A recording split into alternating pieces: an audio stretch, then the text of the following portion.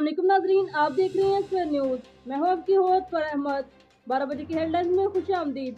Headlines का आगाज करते हैं। कोरोना वैक्सीन से हेल्थ वर्कर की वैक्सीनेशन शुरू कर दी गई। खैबर पख्तूनख्वा के अंदर अब तक 200 हेल्थ वर्कर को वैक्सीनेशन कर दी गई, जबकि सिंध के अंदर 3 रोज से 7000 लोगों को वैक्सीन लगा दी गई।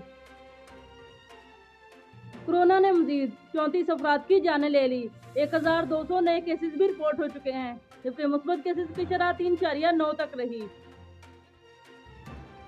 वज़ीर-ए-आज़म इमरान खान ने खिताब किया। उन्होंने कहा कि जल्द ही महंगाई खत्म हो जाएगी।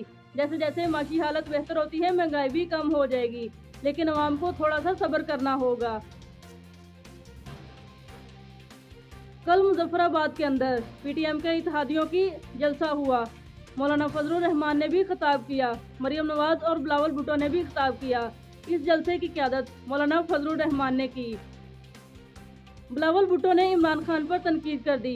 उन्होंने कहा कि अगर 2.5 साल में कोई काम नहीं किया तो आगे क्या करेंगे।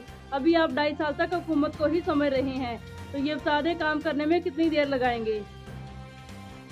मरियम नवाज ने कश्मीरियों के साथ इज़हार यकजहती का इजहार किया और कहा कि पाकिस्तान हमेशा ही कश्मीरियों के साथ रहेगा।